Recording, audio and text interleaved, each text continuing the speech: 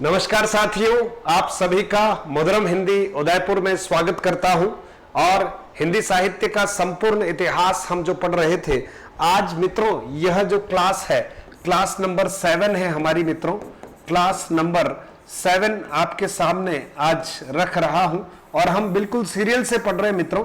तो जो पीडीएफ हमारी है इसमें कलर को लेकर आप थोड़ा सा एडजस्ट करेंगे, क्योंकि मित्रों ये पहले से प्रिपेयर जो है पीडीएफ है, इसलिए इसका कलर मैं अभी एट वंस नहीं बदल पाऊंगा, लेकिन इसमें जो कंटेंट है आपका ध्यान उधर जरूर आकृष्ट करना चाहूंगा और पीडीएफ आपको शेयर भी करेंगे और आप थोड़ा सा प्रयास करके थोड़ा मेरे साथ जुड़ने का प्रयास करेंगे। आप सभी का स्वागत करता हूं और इस कक्षा को आप अधिक से अधिक प्रतियोगी मित्रों तक जरूर पहुंचाए, क्योंकि ये उनके काम की है मित्रों और ये बहुत तरीके से तैयार करने का प्रयास किया है। तो मेरा ये निशुल्क प्रयास उन सभी बच्चों के लिए रामबाण की तरह प्रयुक्त हो जो कहीं घरों में बैठे हुए अपने आप को असहाय समझ रहे थे कि 4 कक्षाएं आई और फिर वापस चमत्कृत करके चले गए। नहीं, मैंने 5 सितंबर 2022 से जो संकल्प किया है, मैं निश्चित तौर पर उस संकल्प के साथ जीऊंगा और आपके लिए निरंतर प्रयास करता रहूंगा, समय खराब नहीं करता। शुरू करते हैं आदिकालीन रासो साहित्य। हम रासो साहित्य के बारे में पढ़ेंगे मित्रों। तो सबसे पहले रासो शब्द की व्युत्पत्ति पर बात करेंगे और रासो शब्द की व्युत्पत्ति पर हम इससे पिछली वाली कक्षा में भी बात कर चुके हैं, लेकिन फिर से रिवाइज करते हैं। रसायन शब्द से रासो शब्द की व्युत्पत्ति आचार्य रामचंद्र शुक्ल मानते हैं। रासक से रासो शब्द की व्युत्पत्ति आचार्य हजारी प्रसाद द्विवेदी मानते हैं। राजसूय या राजसूय से गारसा दत्तासी मानते हैं। और रहस्य शब्द से रासों की व्युत्पत्ति कविराय श्यामल दास और डॉक्टर काशी प्रसाद जायसवाल मानते हैं। रास से डॉक्टर दशरथ शर्मा और राजयश शब्द से पंडित हर प्रसाद शास्त्री और विंध्येश्वरी प्रसाद पाठक जो है वो मानते हैं मित्रों। ट्रिक के साथ हमने याद कर लिया था, रसायन पाया राम ने, रसायन पाया राम ने, यानी रसायन शब्द से आचार्य रामचंद्र शुक्ल मानते हैं रासो शब्द की उत्पत्ति। रासक किया हजारी ने, तो आप सोचिए रासक शब्द से हजारी प्रसाद द्विवेदी ने माना है। राजसूय कर गए तासी, गारसा दत्तासी, तासी का अर्थ गारसा दत्तासी, इन्होंने राजसूय से रासक शब्द की उत्पत्ति बताई है। रहस्य बताया काशी ने, काशी जो है आप देखिए काशी प्रसाद जायसवाल, और थोड़ा ध्यान रखना है कविराय श्यामल दास और आपको साथ में याद रखना पड़ेगा।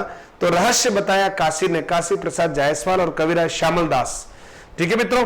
और फिर रास रचाया दशरथ ने, यानी रास शब्द से दशरथ शर्मा है और राजयश पाया प्रसाद ने, दोनों प्रसाद है मित्रों, पंडित हर प्रसाद शास्त्री और विंध्येश्वरी प्रसाद पाठक। तो राजयश पाया प्रसाद ने। सर्वाधिक मान्य मत जो है कि रासो शब्द की व्युत्पत्ति किस शब्द से हुई है, तो मित्रों सर्वाधिक मान्य मत है रासक शब्द से। रासक एक प्रकार का छंद है, रासक शब्द से रासो शब्द की व्युत्पत्ति हुई है, ऐसा मानना है आचार्य हजारी प्रसाद द्विवेदी का और यही सर्वमान्य मत है।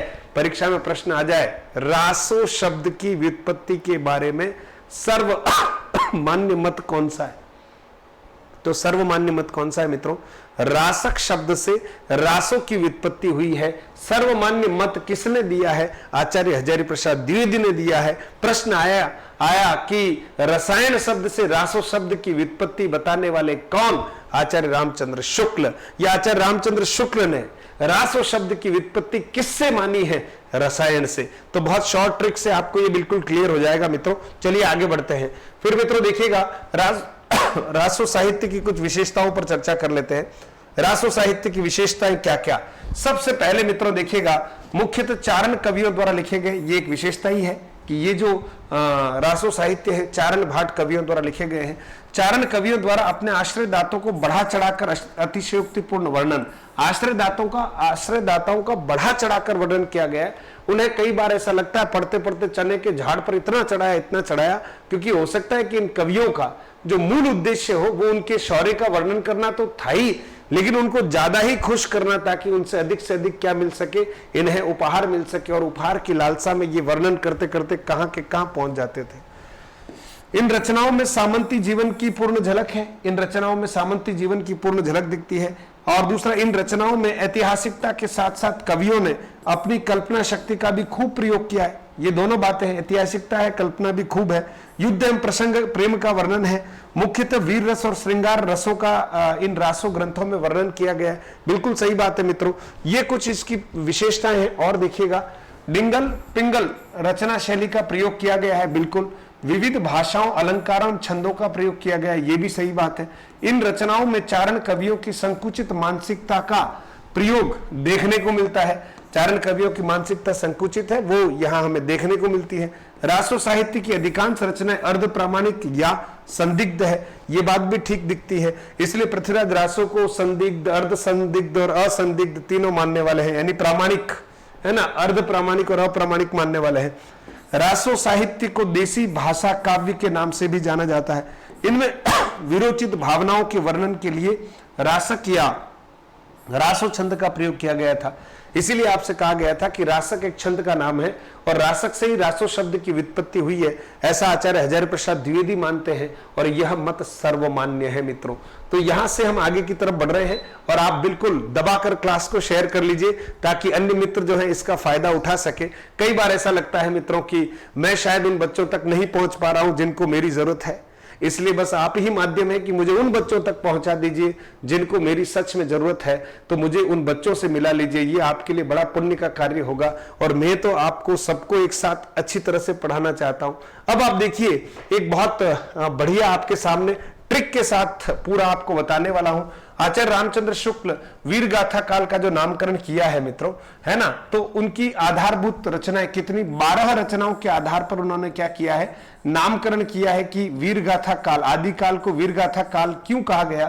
तो इसका नामकरण जो है वीर गाथा काल क्यों किया गया, तो इसकी जो रचनाएं हैं, आधारभूत रचनाएं हैं, वो आधारभूत रचनाएं कितनी है मित्रों, आधारभूत रचनाएं जो है वो 12 है संख्या में। कौन कौन सी है ये परीक्षाओं में पूछी जाती है, तो कोशिश करूंगा सरल सी ट्रिक के द्वारा। प्रयास है, सभी ट्रिक्स में समाहित नहीं होंगे, है ना, ये हिप्नोटाइज करने का तरीका नहीं है, लेकिन जहां कुछ सोच पाते हैं तो ठीक है, और नहीं सोच पाएंगे तो याद रखना ही है मित्रों, ऐसी कोई दिक्कत नहीं है।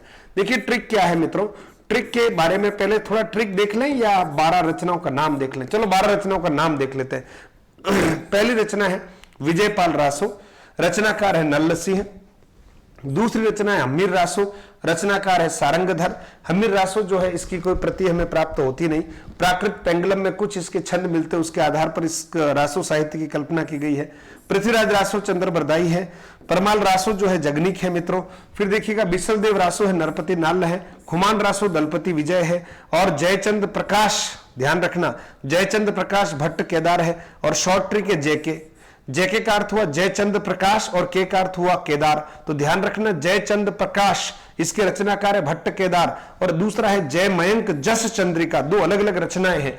जय मयंक जस चंद्रिका का रचनाकार कौन है, मधुकर कवि है। शॉर्ट में याद रखिए जेएम, जेएम, एम से मधुकर है। और जय मयंक जस चंद्रिका है, जय का अर्थ यहां पर जय मयंक जस चंद्रिका है। और जय के यानी जयचंद प्रकाश, और दूसरा क्या है भट्ट केदार इसके रचनाकार है। तो जेके और जेएम याद रखिएगा। विद्यापति पदावली मित्रों, कीर्तिलता और कीर्तिपता का, इन तीनों के रचनाकार कौन है, विद्यापति है। और खुसरो की पहेलियां, अमीर खुसरो इसके रचनाकार है। ये 12 ऐसी रचनाएं थी मित्रों। इन 12 रचनाओं के आधार पर आचार्य रामचंद्र शुक्ल ने आदि काल को क्या नाम दिया मित्रों, वीर गाथा काल। इन रचनाओं के आधार पर अब परीक्षा में प्रश्न आता है ना, कि आचार्य रामचंद्र शुक्ल ने आदि काल को वीर गाथा काल कहा, इस बाबत निम्नलिखित में से कौन सी रचना का उल्लेख उन्होंने किया या नहीं किया, यानी इस संदर्भ में कौन सी रचना को आधार बनाया या नहीं बनाया। तो आप सोचिए 12 में से जो नाम अगर ये हैं वो आ जाते हैं तो वो आधारभूत रचनाएं हैं, और अगर नहीं आते हैं तो फिर वो इसके नामकरण के लिए आधारभूत रचनाएं नहीं है मित्रों। ठीक है, तो अब ट्रिक देखिएगा। विजय पाई हमीर ने, थोड़ा ध्यान रखिएगा, विजय पाई हमीर ने पृथ्वी पर बिसन करे खुमान, पृथ्वी पर बिसन करे खुमान, जय जय हो विद्यापति, खुश रहे कीर्ति के मान। देखो अब ये दोहा अगर याद कर ले, विजय पाई हमीर ने, ध्यान देना, विजय पाई हमीर ने पृथ्वी पर बिसल करे खुमान, जय जय हो विद्यापति, खुश रहे कीर्ति के मान। जय जय हो विद्यापति, खुश रहे कीर्ति के मान। अब देखिए 12 रचनाएं कौन कौन सी। विजय मित्रों, विजय से क्या हो गया, विजय पाल रासो, क्या हो गया, विजय पाल रासो। हमीर, हमीर से हमीर रासो, 12 रचनाओं के नाम है। रचनाकारों की बात हम बात कर रहे हैं, लेकिन 12 रचनाओं के नाम है। विजय पाई हमीर ने पृथ्वी पर, किस पर विजय पाई, पृथ्वी पर, यानी पृथ्वीराज रासो। फिर देखिएगा बिसल करे खुमान, है ना, बीसल करे खुमान।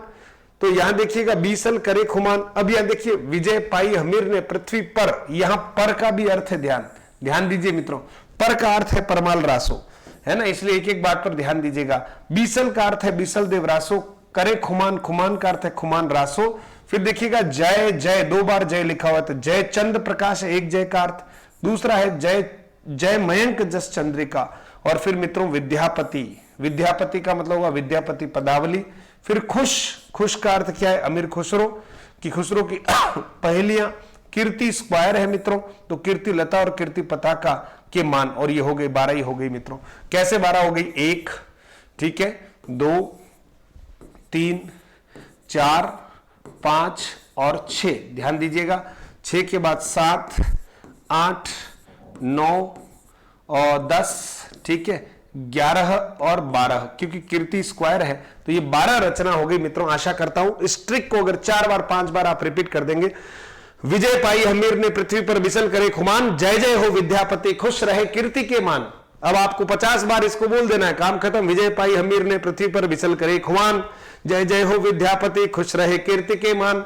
अब आपको कुछ न कुछ तो मेहनत करनी पड़ेगी मित्रों, और जब ये मेहनत करोगे तो 12 जो रचना है कभी आपके दिमाग से निकलेगी नहीं। जहां आम लोग कंफ्यूज हो वहीं पर तो हमें चोट करनी मित्रों, वही तो लीडिंग पॉइंट है, हमारा मार्क्स भी लीडिंग वही है। अब देखो प्रमुख रासो साहित्य मित्रों, पूरा ट्रिक के साथ आपके सामने रख रहा हूं, और शायद आप इस कक्षा को कैसा माने ये तो आपके ऊपर निर्भर करता है। मुझे बहुत प्रसन्नता हो रही है कि मेरे बच्चों के लिए मैं कुछ कर रहा हूं, इतने वर्षों से कर रहा था, लेकिन आज मैं कोटा के बच्चे के लिए कुछ कर रहा हूं, नागौर के विद्यार्थी के लिए कुछ कर रहा हूं, हाँ मैं हनुमानगढ़ के विद्यार्थी के लिए कुछ कर रहा हूं, अलवर, भरतपुर, सीकर, मारवाड़ पूरा का पूरा, कहीं न कहीं ढूंढाड़, अजय मेरू, है ना, वागड़, मेवाड़, सभी बच्चों के लिए मैं कुछ न कुछ कर पा रहा हूं। और भारत भर के बच्चे जो कहीं हिंदी से प्रेम कर रहे हैं वो जुड़ रहे हैं मधुरम हिंदी से। तो मित्रों बहुत प्रसन्नता हो रही है। ले जाओ रे तुम थैला भर के ले जाओ, इन सारी बातों को ले जाओ जिन बातों को पकड़कर हमने कहीं न कहीं विजय श्री की पताका लहराई थी। आप ले जाओ सारे, लूट लो, इस सारे ज्ञान को लूट लो, अपना जीवन बना लो बस।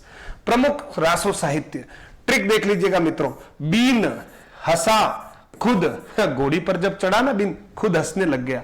पृछ बुझ पज विजंसी, इतना से याद रखना, पृछ बुझ पज विजंसी, बीन हंसा खुद, यहां तक ध्यान रखना है, पृछ बुझ पज विजंसी। और देखिए आप कैसे ये जो प्रमुख रासो साहित्य वो आपके सामने आते हैं।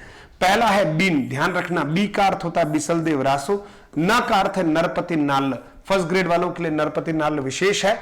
फिर है हसा, हसा का अर्थ क्या होता है, ह का अर्थ होता है मित्रों हमीर रासो, और सा का अर्थ क्या होता है सारंगधर, ये रहा सारंगधर।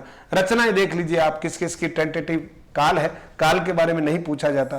खू का अर्थ है खुमान रासो मित्रों, और द का अर्थ है दलपति विजय, ये रहा दलपति विजय।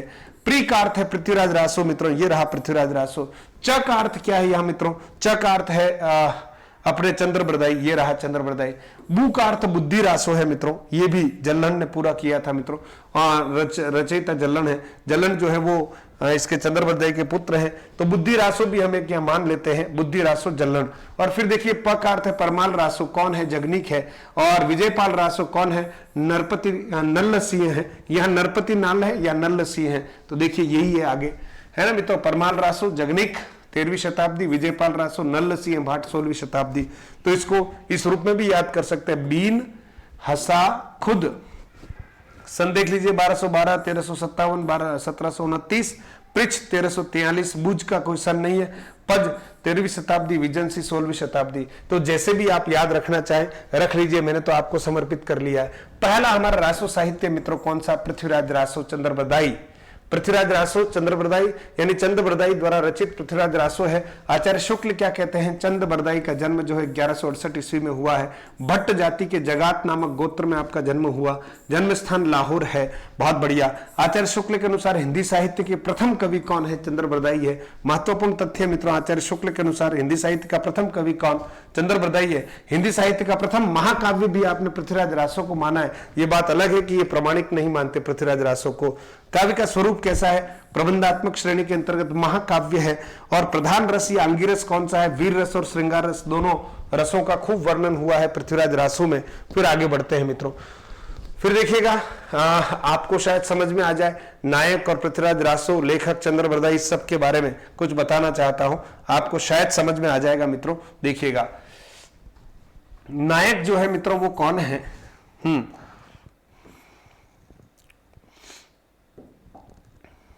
हाँ, नायक जो है मित्रों कौन है? नायक है धीरोदात्त नायक है। कौन? पृथ्वीराज चौहान जो है वो नायक है। ये अर्णोराज के पुत्र हैं और सोमेश्वर के पुत्र हैं, अजमेर के राजा है ना। नायक कौन है यहाँ पर? नायक है पृथ्वीराज चौहान। फिर देखिएगा मित्रों ये क्या है? महाकाव्य है, वीर रस और श्रृंगार रस इसमें भरा पड़ा है।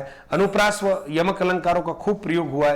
राजस्थानी व ब्रज भाषा का सम्मिलित प्रयोग हुआ है, इसलिए डिंगल पिंगल शैली है। और इसको प्रमुखता अगर एक शैली की बात की जाए तो पिंगल शैली है। 16,306 पद है ना। और नायिका जो है वो मित्रों कौन सी है? मुग्धा नायिका है। नायिका का नाम संयोगिता है और कन्नौज के राजा जयचंद की पुत्री है। इसके विवाह के लिए, स्वयंवर के लिए वो जाते, इनको उठाकर ले आते हैं, है ना। और कितने सर्ग है मित्रों? 69 सर्ग है। इस सर्ग को किस नाम से लिखा गया? पृथ्वीराज रासो में समय नाम से लिखा गया है। प्रधान छंद कौन सा है मित्रों? छप्पय है। 68 प्रकार के छंदों का प्रयोग किया गया है। कैमास वध प्रसंग इसी ग्रंथ में ये प्रश्न आया हुआ है। कैमास वध जो है वो किस ग्रंथ में है? तो कैमास वध प्रसंग इसी ग्रंथ में है। रचना काल जो है 1343 ईस्वी मानी गई है। ये है पृथ्वीराज रासो और इसके लेखक का नाम क्या है? चंद्र बरदाई। आशा करता हूं ये जो मेरा प्रयास है वो आप सब लोगों को अच्छा लग रहा होगा। फिर चलते हैं आगे की तरफ मित्रों। चंद्र बरदाई का प्रिय छंद कौन सा है? तो याद रखिएगा छप्पय छंद जो है चंद्र बरदाई का प्रिय छंद माना गया है। पृथ्वीराज रासो हस्तलिखित प्रतियों का 4 रूपांतरण है। पृथ्वीराज रासो हस्तलिखित प्रतियों के 4 रूपांतरण है। कितने हैं? कि 4 रूपांतरण है। तो हम देखते हैं कौन कौन से। एक है मित्रों वृहद रूपांतरण, 69 समय है, 16,306 छंद है। ये सबसे बड़ा रूप है किसका? पृथ्वीराज रासो का। प्रकाशन जो है नागरिक प्रचंड सभा काशी द्वारा 1585 ईस्वी में किया गया है। इसकी हस्तलिखित प्रति जो उदयपुर संग्रहालय में। मित्रों बिल्कुल पिन पॉइंटेड बातें हैं जो सीधी परीक्षा में आएगी। बस आपको केवल इतना सा ध्यान रखना है, जितना लिखा हुआ है वो आपके दिमाग में बैठ जाए। फिर है मध्यम रूपांतरण मित्रों। मध्यम रूपांतरण में 7,000 छंद है। प्रकाशन अभी तक इसका नहीं हुआ है। हस्तलिखित प्रतियां अबोहर और बीकानेर के संग्रहालय में है और 17वीं शताब्दी में लिखित मानी जाती है। ये वाला जो संस्करण है, रूप है, वो 17वीं शताब्दी में लिखा हुआ माना जाता है। इसको मध्यम रूपांतरण कहते हैं। फिर उसके बाद देखिए मित्रों लघु रूपांतरण है। 19 समय है और 3500 इसमें छंद है। संकलन किसी चंद्र सिंह व्यक्ति द्वारा किया गया है। 3 प्रतियां बीकानेर राज्य के अनूप संग्रहालय में है। लघुत्तम रूपांतरण, ये लघु था, अब लघुत्तम रूपांतरण है मित्रों। 1300 छंद है। इस संकलन की खोज अगरचंद नाहटा ने की थी। डॉक्टर दशरथ शर्मा ने इस संस्करण को मूल रासो ग्रंथ माना है। ठीक है, तो कभी आ जाए डॉक्टर दशरथ शर्मा ने किस संस्करण को मूल रासो ग्रंथ माना है? तो लघुत्तम संस्करण मित्रों। ठीक है, लघुत्तम, ये उत्तम नहीं है, लघुत्तम है, ध्यान रखना है ना, लघुत्तम। ठीक है, सबसे छोटा। चलिए मित्रों आगे बढ़ते हैं। पृथ्वीराज रासो प्रामाणिक, अर्ध प्रामाणिक या अप्रामाणिक है मित्रों। आज आपको ढेरों ट्रिक दे रहा हूं, चिंता नहीं करें, है ना। अप्रामाणिक मानने वाले लेख कौन से हैं, है ना, क्योंकि 3 यहां पर प्रकार है, प्रामाणिक, अर्ध प्रामाणिक और अप्रामाणिक। ठीक है, तब देखिएगा कौन प्रामाणिक मानता है, कौन अर्ध प्रामाणिक मानता है, कौन अप्रामाणिक मानता है। तो ट्रिक के साथ ही हम बात करते हैं। आज की कक्षाएं ट्रिक से भरी हुई है, बस इसको जरूर बच्चों तक पहुंचा देना आप, है ना। देखिए अप्रामाणिक मानने वाले कौन कौन से लोग हैं, ये परीक्षा में पूछा जाता है। पृथ्वीराज रासो को अप्रामाणिक मानने वाले निम्नलिखित में से है या नहीं है, तो आपको बताना है। सबसे पहले देखिए पंडित गौरीशंकर हीरानंद ओझा, बहुत बड़े साहित्यकार हैं। पंडित गौरीशंकर हीरानंद ओझा बहुत बड़े साहित्यकार हैं, ये अप्रामाणिक मानते हैं। दूसरा कविराज श्यामल दान है, वो भी इसको अप्रामाणिक मानते हैं। मुरारी दान अप्रामाणिक मानते हैं। आचार्य रामचंद्र शुक्ल खुद इसको अप्रामाणिक मानते हैं और कहते हैं कि पूरा ग्रंथ ही जाली है। लेकिन प्रथम कवि के रूप में किसको मानते हैं? चंद्र बरदाई को मान रहे हैं। और प्रथम महाकाव्य भी हिंदी का किसको मान रहे हैं? पृथ्वीराज रासो को मान रहे, लेकिन कह रहे हैं कि ये जाली ग्रंथ है। मुंशी देवी प्रसाद जो है अप्रामाणिक मानते हैं। मोतीलाल मेनारिया अप्रामाणिक मानते हैं। डॉक्टर वुलर सर्वप्रथम 1875 ईस्वी में इसे अप्रामाणिक मानने वाले हैं, वो कौन है? वुलर है। उसके बाद बाकी लोगों ने भी इसको अप्रामाणिक कहा है। तो आप देखिए इसको याद रखेंगे कैसे। गौरी श्याम मुरारी दान, गौरी श्याम मुरारी राम, दे दो मोती वुलर के नाम। ठीक है, गौरी श्याम मुरारी राम, गौरी श्याम मुरारी राम, दे दो मोती वुलर के नाम, दे दो मोती वुलर के नाम।